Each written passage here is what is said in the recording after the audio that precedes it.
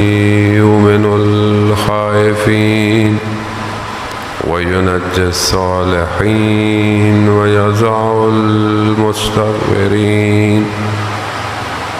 ويهلك ملوكا ويستخلف آخرين والصلاة والسلام على رسول ثقلين محبوب رب المشرقين والمغربين جد الحسن والحسين نبينا سيدنا بالقاسم محمد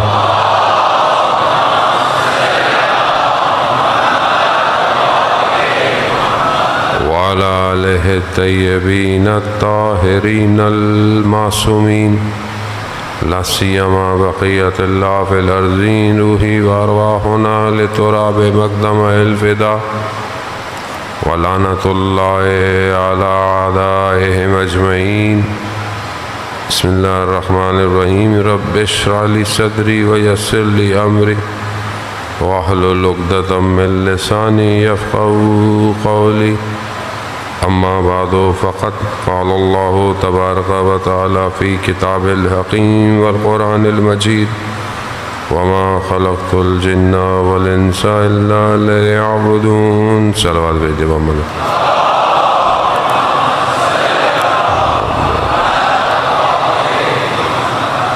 عزیزان سید الشہداء، 5ویں محرم کی رات چند دنوں کا مہمان رہ گیا ہے زہرا کا لال. کتنا انتظار کرتے ہیں محرم آئے گا، کتنا انسان تیاری کرتا ہے. فرش عزا بچھے گی، مجلسیں ہوں گی، ہم جائیں گے. آدھے عاشورہ گزر گیا، چند دن باقی ہیں، پتہ بھی نہیں چلے گا. لیکن اگر ہم اپنے امام تک نہ پہنچ پائے تو کارواں تو گزر جائے گا، ہم رہ جائیں گے. اور یہ کارواں جو 61 ہجری میں پہلے کربلا رکا ہے اور اس کے بعد جو چلا ہے تو آج تک چل رہا ہے. جو ساتھ دیں گے وہ اس کاروان میں شامل ہوتے رہیں گے. یہ کاروان شہید الشہداء کا کاروان ہے. یہ کاروان ان کا کاروان ہے جنہوں نے امام کے لیے خدا کے راستے پر جہاد کیا. تو ہم بھی اپنی زندگی میں مختلف چیزیں گزار رہے ہیں. عزیزان محترم، ہم کس طرح اپنے آپ کو امام کے قریب کریں، اور امام جو ہمارے وجودوں کو متحول کرنے دنیا میں آئے ہیں، کون سی چیزیں رکاوٹ ہیں جو ہمیں امام تک پہنچنے نہیں دے رہی. ماشاءاللہ آپ سب جوان ہیں اور دنیا کے معاملات آپ کے سامنے ہیں، آپ واقف ہیں. مختلف طریقوں سے ذہن کو تسخیر کیا جا رہا ہے، یعنی ذہن کو کنٹرول کیا جا رہا ہے. آپ اگر 61 ہجری کو کمپیئر کریں آج سے، تو 61 ہجری میں دشمن نے ذہنوں کو کنٹرول کیا ہے. آخر کیا وجہ تھی کہ یہاں ہزاروں کی تعداد امام کے سفیر کے پیچھے، امام کے نمائندے کے پیچھے، اور اچانک سے وہ تعداد ختم ہو گئی، اچانک سے وہ تعداد غائب ہو گئی. کہاں چلے گئے لوگ؟ لوگ تو کوفہ میں تھے. تو یہ کیسے ہو گیا؟ یہ اہل کوفہ جو ہے وہ اتنی جلدی، تو یہاں دیکھیں ہم قرآن سے اگر مدد لیں تو قرآن جب بنی اسرائیل کا ذکر کرتا ہے تو بنی اسرائیل کون ہے؟ کہ قرآن سب سے زیادہ بنی اسرائیل کے واقعات بیان کر رہا ہے. حضرت موسیٰ علیہ السلام جو ہے وہ کلیم اللہ ہے اور اللہ سے گفتگو ہے، کلام ہے. اللہ نے بھی ان کے واقعات کو بہت بیان کیا ہے، اور یہ سب واقعات عبرت کے لیے. یہ واقعات ہمیں جو ہے وہ عبرت کسے کہتے ہیں؟ عبرت عبور سے ہے، اور یعنی کہیں سے آپ گزر رہے ہیں. جب آپ کہیں سے گزر رہے ہیں تو آپ گزرتے وقت کیا مشاہدہ کر رہے ہیں، کیا دیکھ رہے ہیں؟ ایسے گزر جائیں گے؟ نہیں. یعنی آپ کو زندگی میں عبرت لینی. نہج البلاغہ، خوب یہ نہج البلاغہ کیا ہے؟ نہج البلاغہ کلام امیر ہے. کلام امیر اگر آپ خطبوں اور لیٹرز دیکھیں، امام نے اپنے گورنروں کو لیٹر لکھے ہیں، اپنے اصحاب کو لیٹر لکھے ہیں، اور بھی لوگوں کو لیٹر لکھے ہیں. ایک لیٹر میں امام نے جو ہے وہ یہ بیان کیا ہے، حارث ہمدانی کو امام نے جو لیٹر لکھا ہے، اس میں امام نے کہا ہے حارث کو مخاطب کرتے ہوئے کہ جو چیزیں تاریخ میں ہو چکی ہیں نا وہ دوبارہ ہوں گی، دوبارہ ریپیٹ ہوں گی. تو تمہیں گزشتہ لوگوں سے عبرت لینی ہے. اور عبرت جو ہے وہ ایسے نہیں آتی ہے کہ آپ فوراً عبرت کو حاصل کر لیں. نہیں، عبرت حاصل کرنے کے لیے انسان کو فہم ہونا پڑتا ہے، یعنی ان سے سمجھ بوجھنے کی صلاحیت تو ہو جو عبرت لے. وہ بچہ جو ہے وہ عبرت نہیں لے پاتا. بچہ پلگ میں انگلی ڈالتا ہے، اس کو کرنٹ لگ جائے، کچھ بھی جائے، آپ اس کو منع کریں، بچہ ہے، کیونکہ اس کے اندر بھی جو ہے وہ صلاحیت نہیں ہے کہ وہ چیزوں کو کمپائل کر سکے. ابھی اس کے اندر کس ہے، وہ ٹچ کر کے چیزوں کو محسوس کرتا ہے، لگ جائے تھوڑا سا پیچھے ہو جائے گا، پھر دوبارہ چلا جائے گا. لیکن عبرت کے لیے فہم ہونا چاہیے، انڈرسٹینڈنگ علم کی طرف متوجہ کرتی ہے. جب آپ انڈرسٹینڈ کر سکیں، مثلا ایک بچہ ہے، اس کی سمجھنے کی صلاحیت کم ہے، تو آپ اس کو کچھ بھی پڑھاتے رہیں، اس کو سمجھ نہیں آئے گا. بچے ہوتے ہیں، اسپیشل چائلڈ ہوتے ہیں، ذہن انسان بڑا ہو جاتا ہے مگر ذہن بالغ نہیں ہوتا. خوب کیوں؟ کیونکہ اس کے اندر آپ پینیٹریٹ بات نہیں کر سکتے. جس طرح بڑھتا ہے، فہم بڑھتا ہے، انڈرسٹینڈنگ بڑھتی ہے، علم پرسیو ہونا شروع ہو جاتا ہے، باڈی علم حاصل ہوتا ہے. علم جب بڑھتا ہے تو پھر انسان بصیرت کی طرف جاتا ہے. علم انسان میں بصیرت پیدا کرتی ہے. بصیرت کیا؟ خوب علم تو بہت سارا ہے، جانتے بہت سارے ہیں، لیکن بصر جو انسان اپنے اندر کی آنکھ سے چیزوں کو اینالائز کرتا ہے وہ ہر کسی میں نہیں ہوتی. وہ ایک بنی اسرائیلی کے بیچارے علماء کے واقعات ہیں. ہمارے والے تو سارے علماء ماشاءاللہ بہت ہی کمال پر ہیں، ان کے کیا واقعات آپ کو بیان کریں. بنی اسرائیل والے ہمیں کچھ کہیں گے نہیں، اس لیے انہیں کے علماء کے واقعات آپ کو بیان کر دیتے ہیں. جان محترم، عالم تھا اللہ دو، ایک عابد ہے، ایک متفکر ہے. اللہ نے جو ہے وہ دونوں کو ٹیسٹ کیا اور حضرت موسیٰ کو دونوں کے پاس بھیجا کہ چھپ کر دیکھنا کہ ان میں سے بہتر کون ہے. جو صرف عبادت کرتا تھا، اللہ اس کو اپنی طرف سے من و سلوہ یعنی کھانا بھیجتا تھا. ایک دن ایک کھانے کے بجائے دو آ گئے، دو کھانے آئے.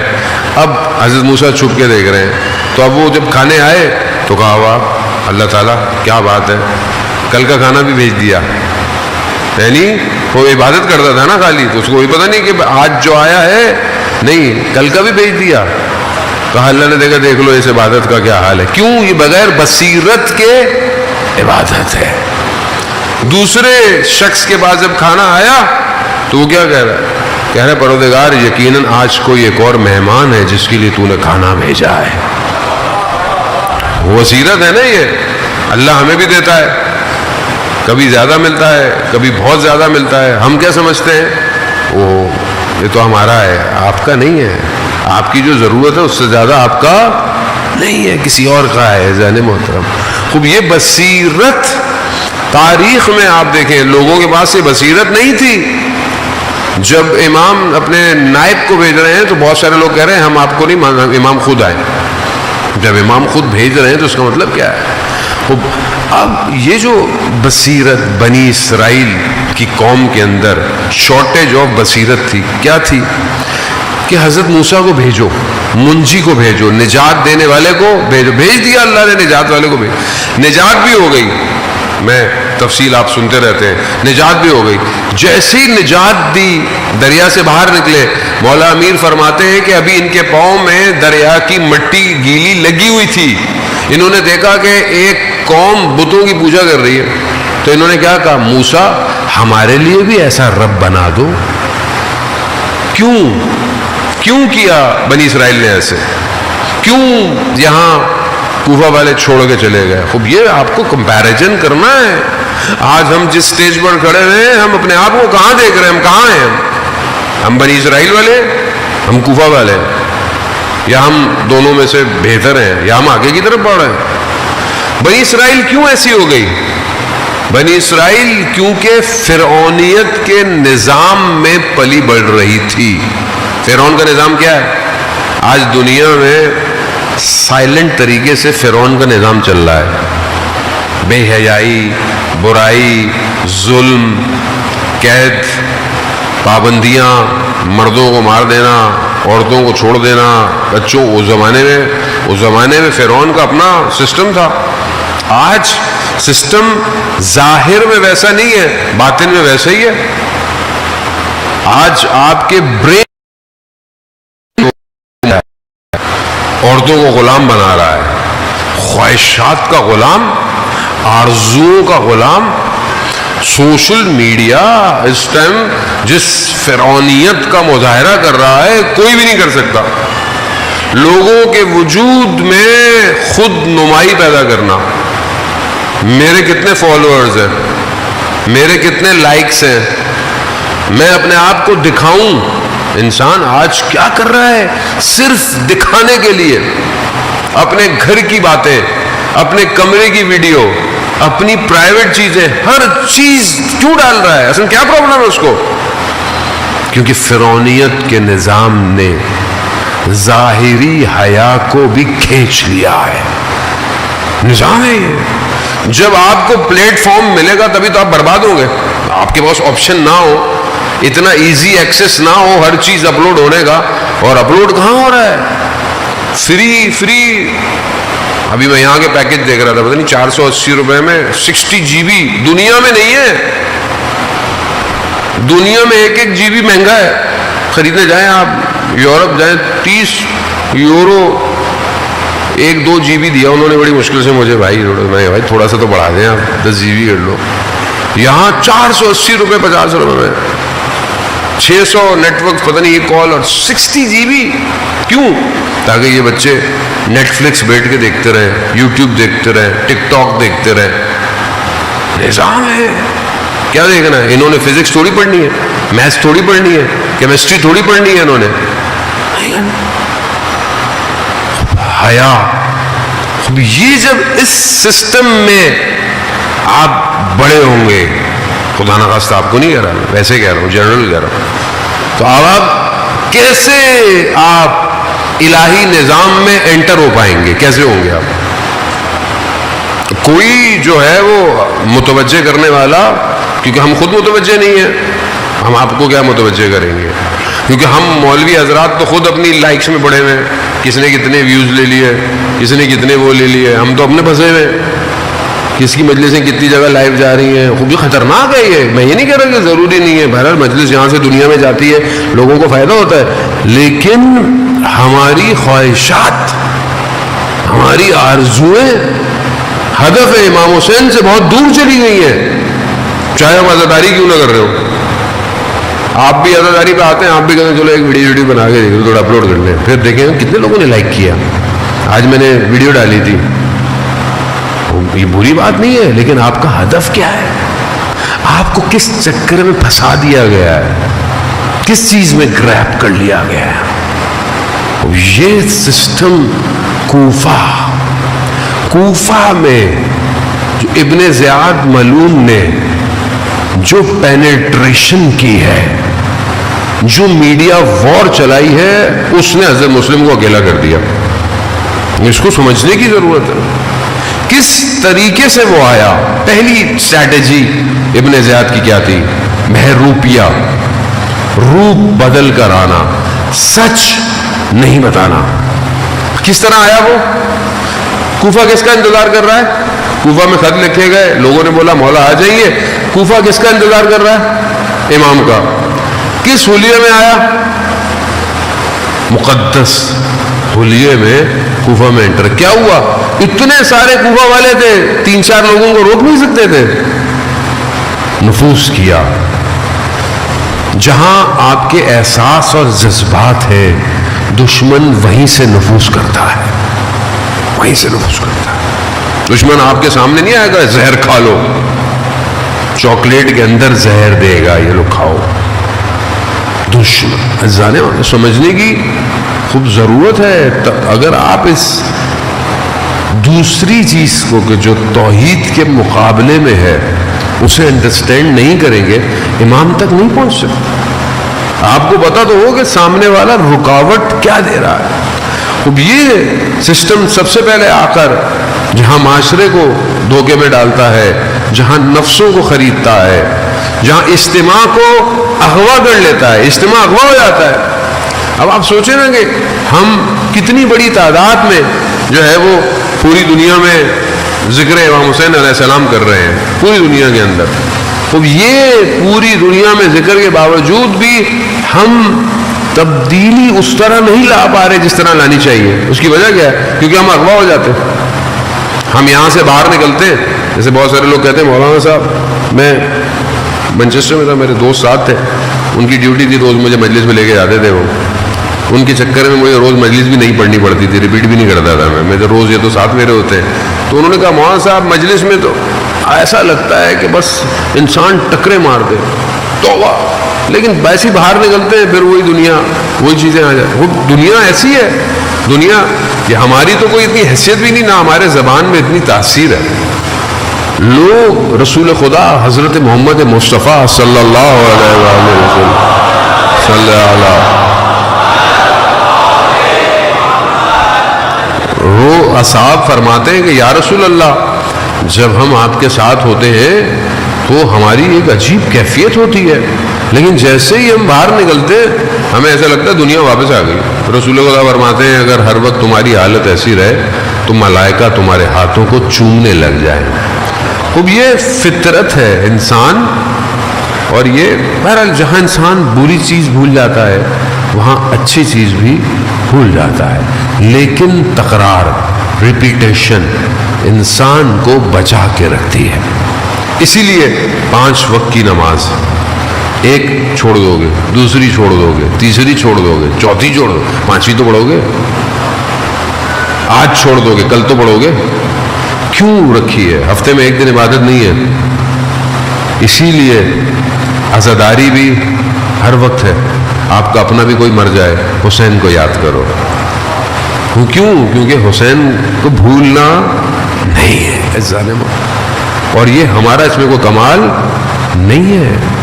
اب یہاں یہ بہت امپورٹنٹ ہے کہ وہ چیز جو انسان کو سب سے پہلے توڑتی ہے وہ یہی ہے کہ انسان علم اور فہم اور دین کی طرف محنت نہیں کر رہا. ہم جن لوگوں کا ذکر کر رہے ہیں, جن لوگوں کے لیے آج آئے ہیں, جان محترم میں نے آہستہ آہستہ اسٹیپ آپ کی خدمت میں بیان کیے کہ ہم کس طریقے سے جو ہے وہ اپنے قلب کو روشن کریں. قلب کو روشن کرنے کے لیے ظاہر ہے عقل جو ہے, خداوند متعال نے عقل کو 70-75 لشکر دیے ہیں. حدیث عقل و جہل جو ہے اس میں اللہ نے عقل کو لشکر کیا ہے؟ شجاعت, صبر, استقامت, ایمان, یہ سب عقل کے لشکر ہیں. اور عقل ان لشکروں کے ساتھ, کیوں اللہ نے عقل کو اتنی بڑی چیز دی ہے؟ کیونکہ اللہ نے جو بھی عقل کو دیا عقل نے اس کو قبول کر لیا ہے.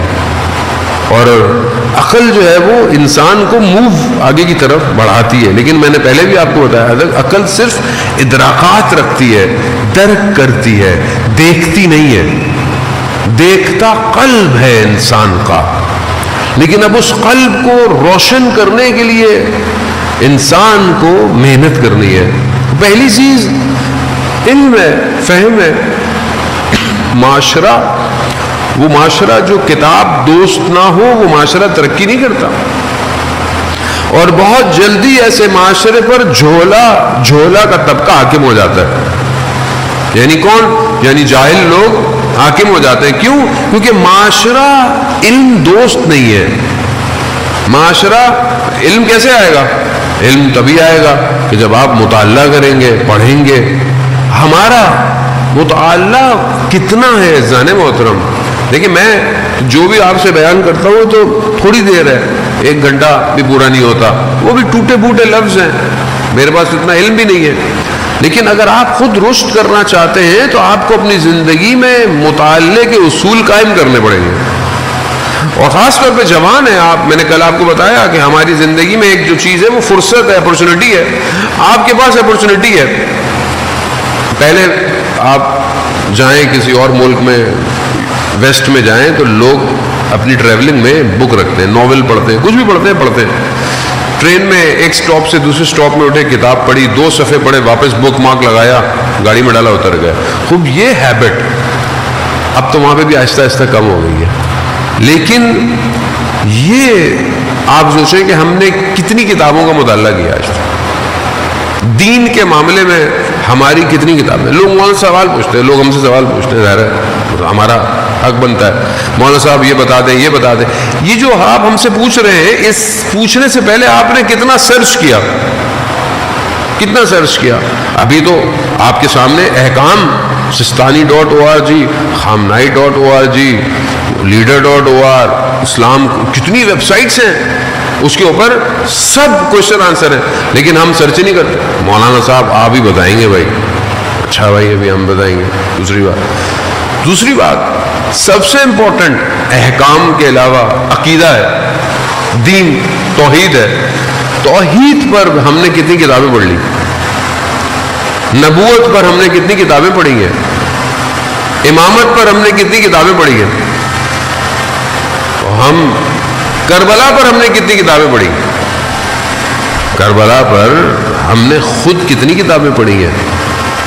اذان محترم, پھر ہم کیسے یہ کہہ سکتے ہیں کہ یہ معاشرہ ظہور کی طرف حرکت کر رہا ہے؟ کیسے کرے گا؟ آپ اپنے سبجیکٹ کی کتنی کتابیں پڑھتے ہیں؟ اسکول میں جو پڑھایا جاتا ہے وہ تو میں نے پڑھا ہے, ہوم ورک کیا. ہمارا تو ملک وہ ہے جہاں اسکول مہنگے سے مہنگا بھی ہو پھر بھی ٹیوشن پڑھنی ہے. ہمیں تو بھائی مہنگے اسکولوں میں کیوں کرا رہے ہو, پھر ٹیوشن تو پڑھے گا بچہ. تو اس کا مطلب کیا ہے؟ یعنی تعلیمی نظام میں سب سے بڑا نقص یہ ہے کہ اسکول پڑھا ہی نہیں رہا, اس کو ٹیوشن پڑھتا ہے. وہ کوئی بھی وہ ٹیوشن پڑھے گا. ٹیوشن کا کاروبار اچھا ہے ہمارے. میں یہ نہیں کہتا کہ آپ لوگ ٹیوشن کو پڑھاتے ہیں نہ پڑھائیں بھائی, لیکن آپ یہ دیکھیں نا کہ کئی ملک ایسے ہیں جہاں ٹیوشن کا کانسیپٹ ہی نہیں ہے. اصل کانسیپٹ نہیں ہے ٹیوشن کا. کیوں؟ وہ اسکول کیا کرنے جا رہا ہے؟ وہ ٹھیک ہے ہیلپ چاہیے, کبھی کسی سے لے لی, اور لیکن جو ہم پڑھایا جا رہا ہے, کیا یہ جو سبجیکٹ پڑھ رہا ہے اس پر بھی محنت ہو رہی ہے کہ نہیں ہو رہی ہے؟ اب آپ بولیں گے مولانا صاحب ہمیں کہاں لے کے جا رہے ہیں؟ اذان محترم, وہ جو ایک حکومت بننی ہے نا, وہ جو ایک حکومت بننی ہے وہ مدینہ فاضلہ ہے. وہ ایک ایسا شہر ہے کہ جس میں کوئی لوپ ہول نہیں ہے. وہ جو آئی ٹی کے لوگ بیٹھے نا, تو آپ کو پتا ہے کہ فائر وال بنائی کیوں جاتی ہیں, ساری چیزیں کیوں بنائی جاتی ہیں کہ کوئی بگز نہ آئے, کوئی اٹیک نہ کرے. بینکنگ سسٹم جتنا بھی آن لائن ہوتا ہے سب اسٹرانگ فائر وال پہ بنا ہوا ہوتا ہے کہ کوئی گھس کر ڈیٹا انکرپٹ نہ کر لے, ڈیٹا چوری نہ کر لے. وہ آپ بھی اینٹی وائرس ڈالتے ہو کہ کوئی مالویئر نہ آ جائے, اسپائی ویئر نہ آ جائے, اندر نہ گھس جائے, موبائل کو خراب نہ کر لے. خوب کیوں ہے یہ سب؟ وہ جو شہر ہوگا نا وہ بہت فائر وال پروف ہے. وہ فائر وال پروف اس میں نہیں کہ کوئی اس میں گھس نہ پائے, جس میں بھی نقص ہوگا وہ اس شہر میں جا ہی نہیں پائے گا. تو یہ نقص یہاں ہے, یہاں جس میں کینہ ہوگا وہ امام کے حکومت میں داخل نہیں ہو پائے گا. جس میں بغض ہوگا, جس میں منافقت ہوگی, نہیں جا پائے گا. جس میں جہالت ہوگی نہیں جا پائے گا. جو اپنی طرف متوجہ نہیں اور دوسروں کی طرف انگلیاں اٹھاتا ہوگا وہ نہیں جا پائے گا. تو آپ دیکھیں اب یہ علماء کی زندگی طرف متوجہ ہوں. واقعہ میں پہلے آپ کی خدمت میں بیان کر چکا ہوں کہ انسان خوب پہچانا جاتا ہے, خاص طور پہ جوانوں کے لیے کتاب جو ہے وہ چند کتابیں جو ہیں وہ طالب علموں کے لیے تو بہت ضروری ہیں پڑھنا، لیکن عام جوانوں کے لیے بھی ہے کہ بہرحال انسان، کیونکہ جب تک آپ کا انٹرنل سافٹ ویئر ٹھیک نہیں ہوگا آپ ایکسٹرنل کچھ نہیں کر سکتے۔ انٹرنلی کمزور تھے، ابن زیاد نے تلواروں کو سونوں سے خرید لیا۔ انٹرنلی مضبوط ہوتے تو کھڑے رہتے، کٹ جاتے، مر جاتے، امام کے لیے کھڑے رہتے۔ ملا مہدی ناراکی، ملا احمد ناراکی کے جو والد ہیں، ان کی کتاب جامع السعادات، وہ کتاب معراج السعادہ اردو کے اندر بھی ہے۔ معراج السعادہ اخلاق کی کتاب ہے، اخلاقیات سے بھری کتاب ہے، اس کو پڑھیں، پی ڈی ایف بھی مل جائے گی آپ کو، ویب سائٹس پہ پڑھی ہوئی، فری میں، پیسہ بھی خرچ نہیں کرنا۔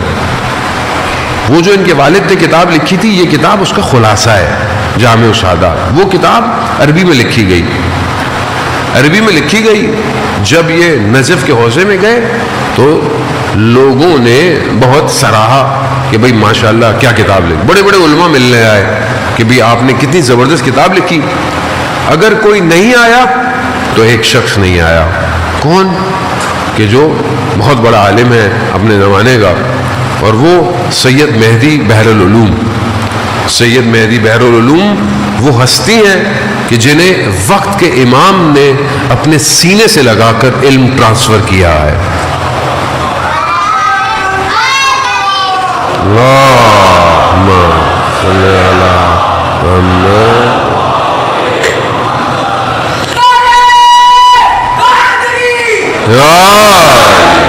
وہ امام نے سینے سے لگا کر مسجد کوفہ میں علم کو ٹرانسفر کیا ہے۔ وہ ایسی شخصیت تھی، بریکٹ میں ایک زمانے میں انہوں نے درس دینا چھوڑ دیا، بڑے بڑے لوگوں نے مراجع کیا کہ بھئی آپ نے درس دینا چھوڑ دیا۔ کہا نہیں، کہا وجہ تو بتائیں۔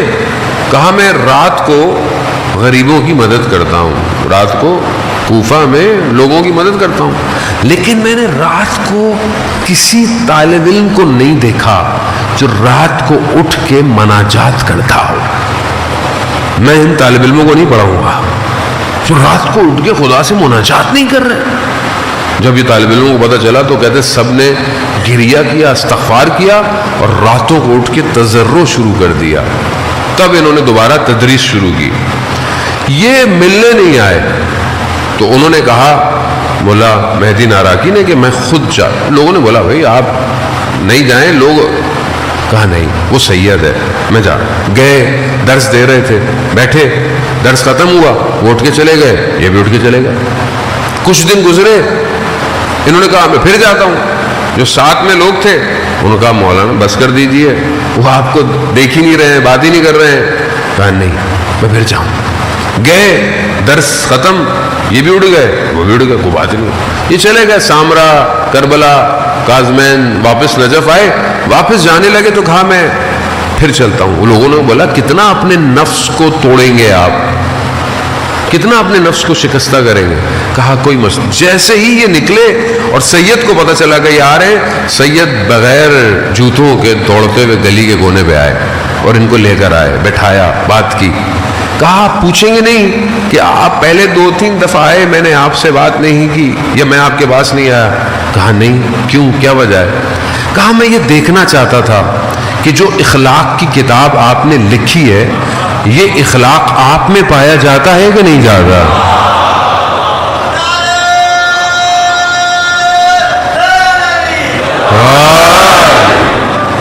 یہ انٹرنل ہے۔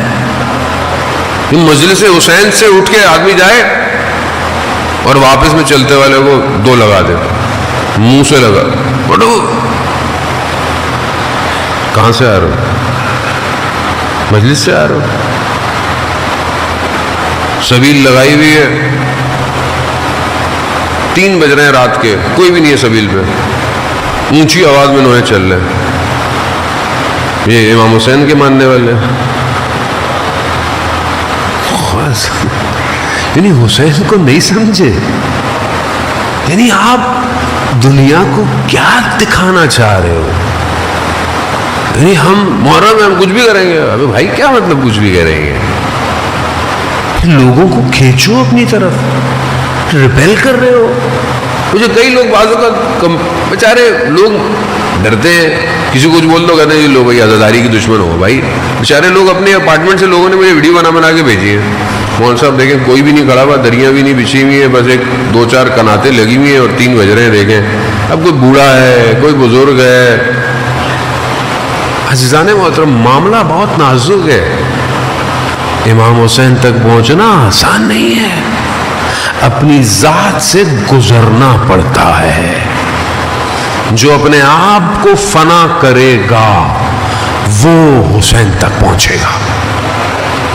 جہاں میں ہوں, جہاں میری باتیں ہوں, وہاں امام حسین نہیں آ سکتا. یہ قلب بہت پاک ہے, اسی کی تو اصلاح کرنی ہے. مجلس ہے اس لیے میں اپنی اصلاح کے لیے آتا ہوں.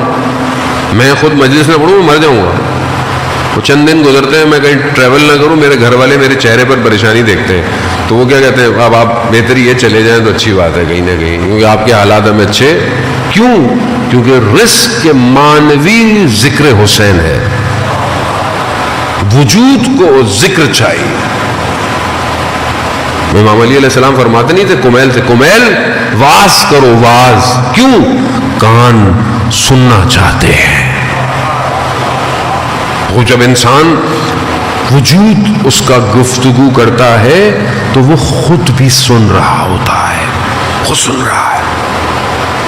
وہ ہمارے ایک مرشد کہتے تھے کہ تم جب بولتے ہو تو تم نہیں بول رہے, ہم بول رہے ہوتے ہیں. اسی لیے ہم خود سن رہے ہیں, ہم خود سننا چاہتے ہیں.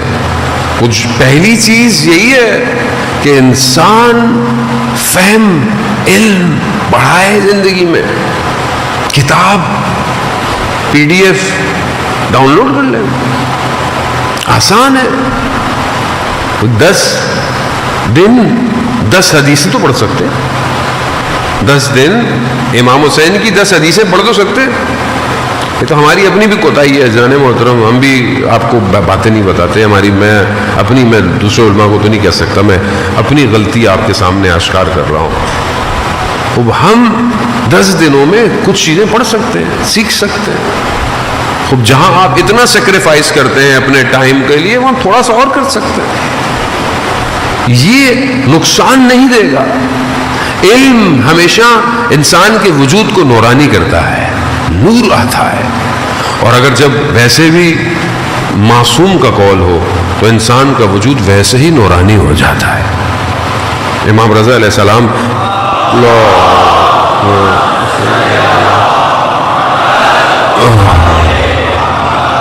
امام رضا فرماتے ہیں کہ تم ہمارے کلام کو لوگوں تک پہنچا دو, ہم جانے اور لوگ جانے. اور یہی امام فرماتے ہیں کہ مجھے مشہد سے بڑی محبت ہے. ویسے تو ہر حرم سے محبت ہے, لیکن مشہد کی ہوا کچھ الگ ہی ہے. ویسے امام فرماتے ہیں کہ تم اللہ کی طرف سے, کہ تم اگر اللہ کے کم دیے ہوئے پر راضی ہو جاؤ تو خدا تمہارے کم عمل کو بھی قبول کر لے گا. یہ انسان خوب طلب تڑپ ضروری ہے جانے محترم. ایک عالم دین جن کو اللہ نے توفیق دی ہوئی تھی کہ وہ حرم میں سحر کی اور فجر کی نماز پڑھا کرتے, 2 گھنٹے کہتے ہیں کہ تہجد پڑھا کرتے تھے. 2 گھنٹے تہجد. خدا ہمیں بھی جو ہے وہ اس سحر میں خدا کلام کرنے کا رزق عطا فرمائے. تہجد پڑھا کرتے تھے. بیمار ہو گئے, مریض ہو گئے, شدید مریض ہو گئے, ہاسپٹل چلے گئے. اب خدا جو ایک توفیق تھی جو ہر روز مشہد میں امام کے حرم میں جانے کی, اب وہ کم ہو گئی. تو بڑا گریہ کیا انہوں نے کہ پاؤں میں شدید درد, نہیں جا سکتے. تو بہرحال توسل کیا امام سے. بیداری میں یا سوتے ہوئے آیت اللہ شمس الدین آغا ہاشمی نژاد سے اس واقعے کو بیان کرتے ہیں. کہتے ہیں کہ انہوں نے دیکھا کہ ایک باغ ہے اور باغ میں امام رضا علیہ السلام بیٹھے ہوئے ہیں اور باغ میں خوبصورت پھول ہیں. انہوں نے ایک پھول توڑا اور مجھے دیا، اور پھر اپنے ہاتھ کو میرے ٹانگ پر جو ہے وہ لگایا.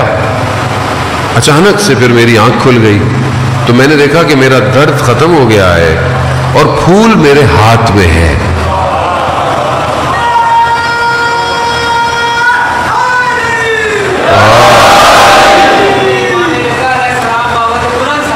اللہم صلی اللہ. خدا ہم سب کو مشہد مقدس اور قم المقدسہ کی زیارت نصیب فرمائے. عزیزان محترم، وہ کہتے ہیں کہ امام نے جب یہ مجھے دیا تو جو قرآن کی آیت بھی ہے کہ قرآن کو اللہ نے نازل کیا اور اس میں شفا رکھی ہے، کہا امام نے یہ آیت تلاوت کی کہ اس کے بعد جب بھی کوئی مریض ہوتا تھا، کوئی بھی مریض ہوتا تھا، تو میں یہ آیت کی تلاوت کرتا تھا اور ہاتھ لگاتا تھا، وہ بھی ٹھیک ہو جاتا تھا. اب یہ وجود جب اس قابل ہو جاتا ہے تو یہ امام کو اپنے قلب سے مشاہدہ کرتا ہے. اب خدا ہمیں توفیق دے عزیزان محترم. اب جب تک ہم اپنے اس قلب کو وسیع نہیں کریں گے ہم کربلا نہیں پہنچ سکتے. اگر ہم نارمل رہے، اسی دنیا میں رہے، تو ہمارا حال وہی ہوگا جو اس شخص کا تھا. وہ جو ایک ذاکر تھا وہ کہتا تھا کہ امام کے صاحب میں بھی کربلا میں ہوتا تو امام کے صحابیوں کی طرح، انہوں نے کہا میں بھی ہوتا، میں بھی کھڑا ہو جاتا. امام کے صحابی تو کوئی ہوتا، میں بھی ہوتا تو میں بھی یہی کرتا. تو اسے خواب میں کیا دکھایا گیا؟ روز کربلا، تیر آ رہے ہیں آتش سے بھرے اور وہ کھڑا ہوا ہے اور امام نماز پڑھ رہے ہیں. جیسے ہی تیر قریب آیا خود سائڈ پہ ہو گیا، تیر امام کو پیوست ہو گیا. چند تیر امام کو لگے، ابھی شرمندہ ہے. امام نے کہا کہ آئندہ کبھی یہ نہیں کہنا کہ میرے صحابیوں جیسے لگا، میرے صحابیوں جیسا کوئی نہیں ہو سکتا. یہ کربلا آسان نہیں ہے. توحید کی وادی میں آنا کربلا ہے، اور اس کے لیے ضروری ہے کہ انسان پہلے اپنی خواہشات سے، اور خواہشات انسان خود جو ایک سسٹم ہے انسان کا اپنا، تو اس کو بھی آپ بغیر علم کے سولف نہیں کر سکتے. آپ کو پتا ہونا چاہیے کہ انسان کے ظاہر میں جو بیماریاں ہیں اسی طرح انسان کے باطن میں بھی بیماریاں ہیں. انسان کے باطن کے اندر بھی اب آج جو ویسٹرن علم ہے یا ویسٹرن ایک تھیوری ہے وہ انسان کے باطن کی طرف متوجہ نہیں ہے، وہ صرف ظاہر ہے. آپ اچھا پڑھ لیں، اچھا بزنس، اچھی شاپ، اچھا گھر، اچھی گاڑی، اچھے کپڑے، اچھے جوتے، اچھا سب کچھ. قرآن بھی یہ کہہ رہا ہے کہ جو دنیا طلب کرتے ہیں ہم انہیں سب کچھ دنیا میں ہی دے دیتے ہیں، مگر آخرت میں ان کے لیے کچھ نہیں ہے سوائے جنت جہنم کی آگ کے. دنیا کی جو تعلیم ہے وہ صرف ظاہر کو اچھا کر رہی ہے. آپ کی پوسٹ کیا ہوگی، آپ کا ڈیزگنیشن کیا ہوگا، آپ کو بہیو کیسے کرنا ہے، آپ کا اخلاق کیسے ہونا ہے، آپ کو سب آرڈینیٹ سے بات کیسے کرنی ہے. آپ ڈاکٹر ہیں لیکن بغیر پیسوں کے آپ کو کسی کی تربیت کرنی پڑ جائے، کبھی گاؤں دیہات میں جا کر لوگوں کے لیے کلینک لگانا جائے، یہ یونیورسٹی نہیں پڑھاتی ہے آپ کو. دنیا صرف آپ کے ظاہر کو بہتر کر رہی ہے، مگر یہ الہی یونیورسٹی ہے، یہ امام حسین کی یونیورسٹی ہے جو آپ کے باطن کو بہتر کر رہی ہے. اور قیامت والے دن ظاہر تو اٹھایا جائے گا، اصل کیا ہے؟ باطن. باطن. قبر میں جائیں سب ختم ہو جائے گا، گوشت ختم ہو گیا، ہڈیاں بھی ختم ہو گئی انسان کی، تو پھر عذاب کس پر ہے؟ باطن پر ہے. باطن. اس باطن کو صاف ایگزٹ دیں. یہاں آتے ہیں، بارش ہو رہی ہے، مجھے تو پتہ بھی نہیں چل رہا کہ باہر بارش ہو رہی ہے کہ نہیں ہو رہی، لیکن بہرحال ڈرزلنگ تو شام سے ہو رہی ہے. یقیناً آپ آتے ہیں، تکلیف بھی ہے یقیناً آپ کو، لیکن مولا آپ کو اس کا اجر دے. عزیزان محترم، موسیٰ آپ سوکھے کپڑوں میں آئے، آپ باہر نکلتے ہوئے گیلے ہوتے ہوئے گھر جا رہے ہیں. ایگزٹ اس زندگی سے کیا ہے؟ کیا میں پیدا ہوا معصوم، دنیا نے مجھے سکھایا، پڑھایا، اچھی لوگ مل گئے، اچھی اپورچونٹی مل گئی، اچھا سیکھ لیا، صحیح ہو گیا. لیکن غلط چیزیں ہوئی اور ایگزٹ کا ٹائم کسی کو نہیں پتا. مرنا کب ہے کسی کو نہیں پتا. کوئی بزرگ میں بزرگی میں چلا جائے گا, کوئی بچپن میں چلا جائے گا, کوئی جوانی میں چلا جائے گا. اب یہ جو آپ ڈیتھ ہوئی, آپ کی ایگزٹ ہوا, جیسے ہی آپ کا ایگزٹ ہوا, آپ کی جو برزخ کی زندگی تھی جسے آپ نے خود ڈیزائن کیا تھا, برزخ کوئی دور کوئی جگہ نہیں ہے, برزخ عالم ملکوت آپ کے ساتھ ساتھ ہے. جس حالت میں آپ کا یہاں دروازہ بند ہوا وہاں دروازہ کھل جائے گا, اور وہ دروازہ جہاں کھلے گا تو اس میں جو کچھ آپ نے بھیجا تھا وہی ہے. جو اینٹیں آپ نے بھیجی تھی اسی دیواروں سے آپ کے وہاں گھر بنے ہوئے ہیں. جو درختوں کو آپ نے پانی دیا تھا وہی درخت آپ کو سائے کے لیے ہے. اگر زبان 200 گنا زبان سے ہے, قبر میں سب سے زیادہ عذاب زبان سے ہے. زبان ہے کیا؟ گوشت کا ایک ٹکڑا بس. اگر انسان چاہے تو اس کے اختیار میں رہ سکتا ہے, اگر انسان نہ چاہے تو انسان پھر اس کے غلام بن جاتا ہے. اب ہم جو بول رہے ہیں, جو بھی بول رہے ہیں, عالم برزخ میں منسجم ہو رہا ہے, جسم بن رہا ہے.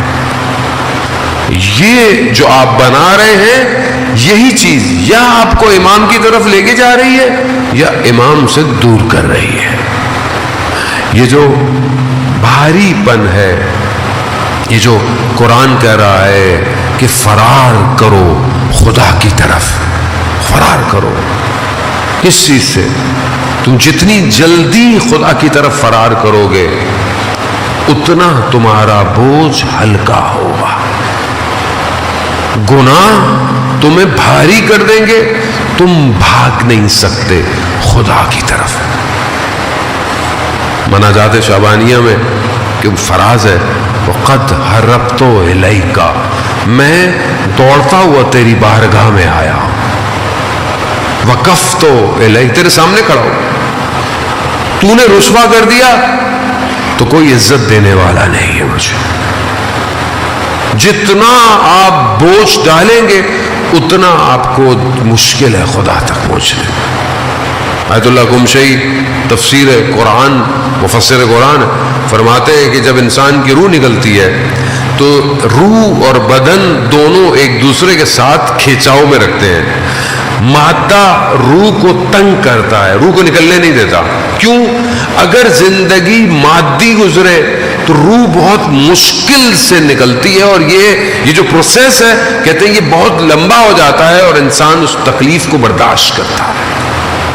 ایک شخص کہ جسے ایکسپیرینس ہوا لائف آفٹر ڈیتھ کا, وہ کہتا ہے میں گھر سے باہر نکلا, گھر میں کوئی سلنڈر تھا, میں نے آگ لگ گئی, میں اس کو باہر پھینکنے گیا صحن سے, تو صحن میں میرے ہمسائے کی گاڑی کھڑی ہوئی تھی, اس میں سلنڈر لگا ہوا تھا, وہ رکھا, وہ بھی پھٹ گیا.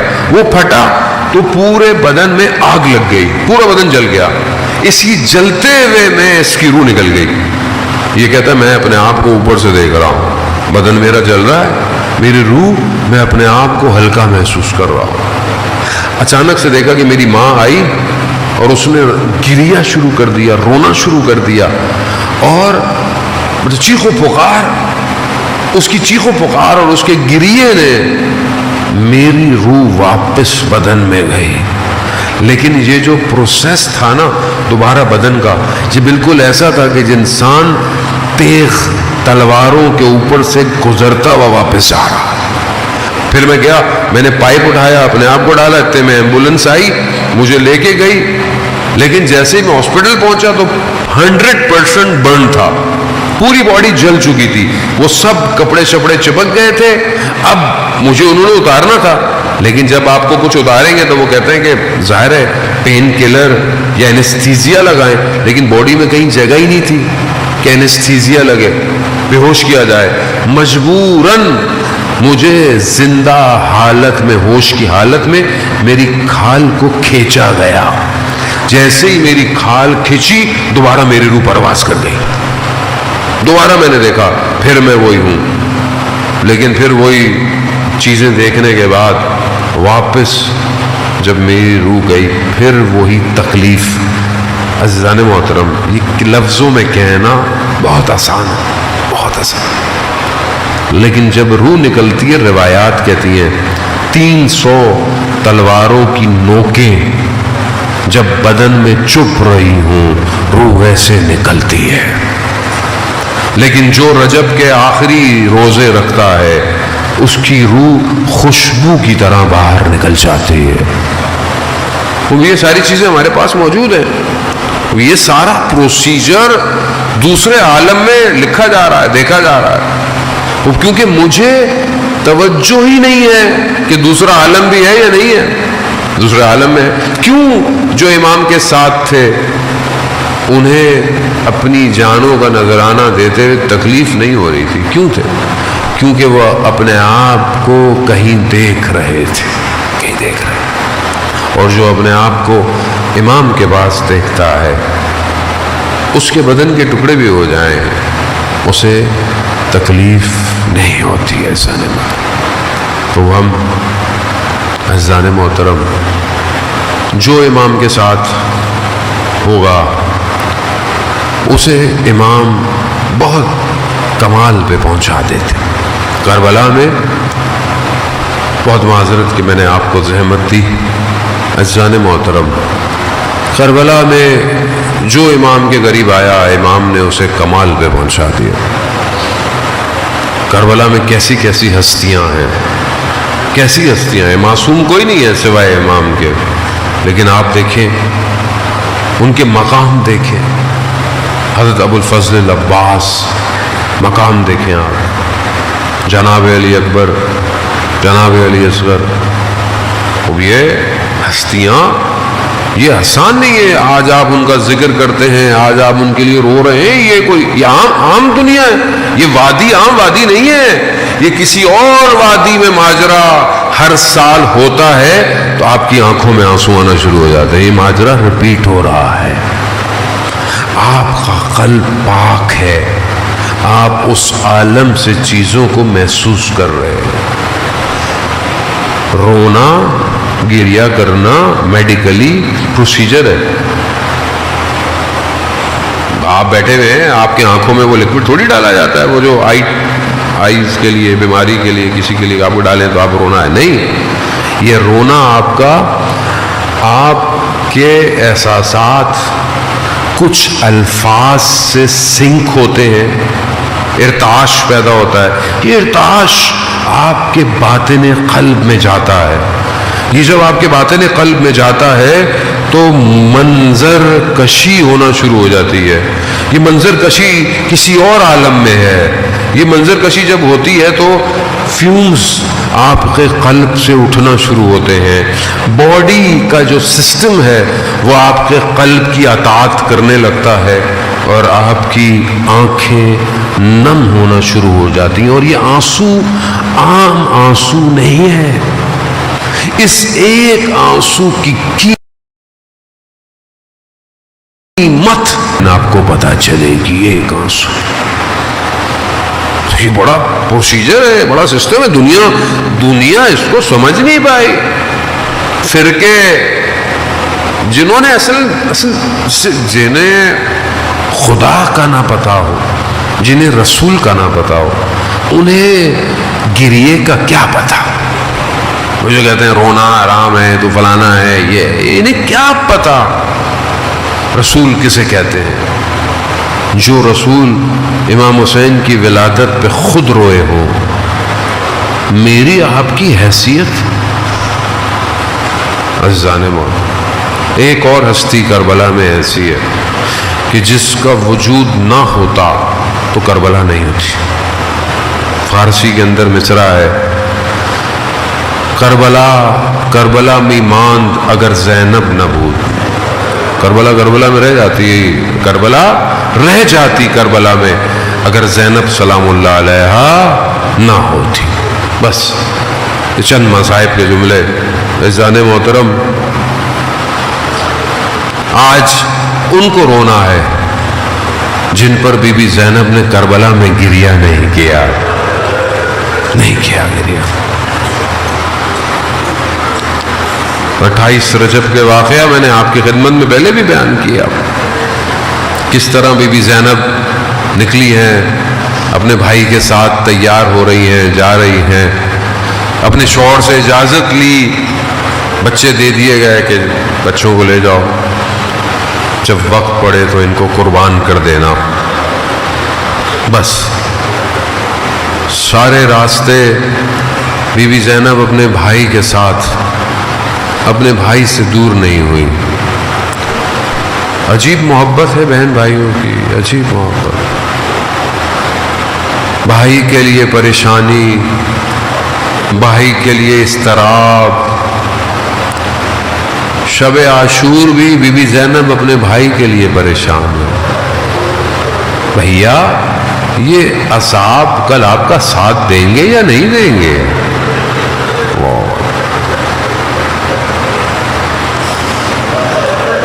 کیونکہ ماں کی ایک نشانی تو رہ گئی ہے،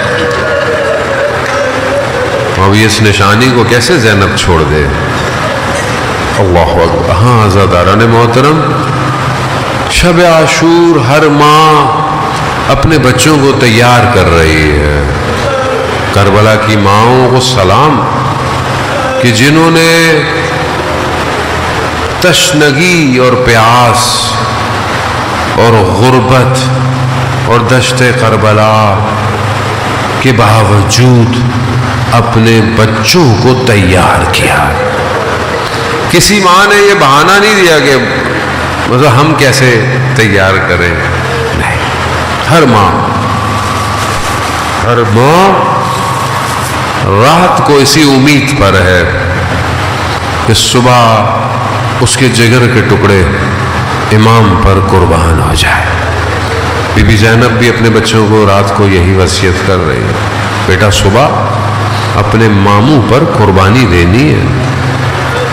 روز عاشور آئی، ہر کوئی جا رہا ہے، آپ مقاتل پڑھتے رہتے ہیں، پہلے اصحاب گئے، پھر بنی ہاشم شروع ہوئے، اور بی بی زینب کو اپنے بچوں سے زیادہ علی اکبر سے محبت ہے۔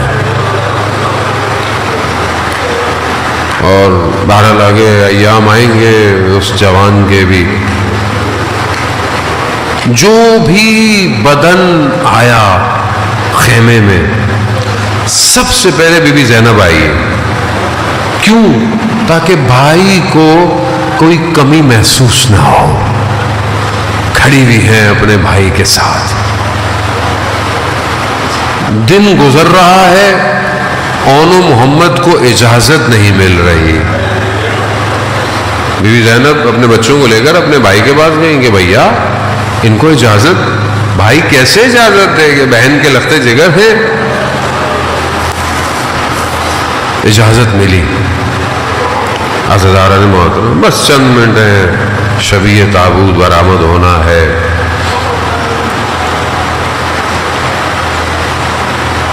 بی بی سیدہ کے نواسے ہیں یہ یاد رکھیے گا، ثانی زہرا کے بیٹے ہیں یہ، روتے ہوئے کوتاہی مت کیجیے گا۔ اللہ اکبر۔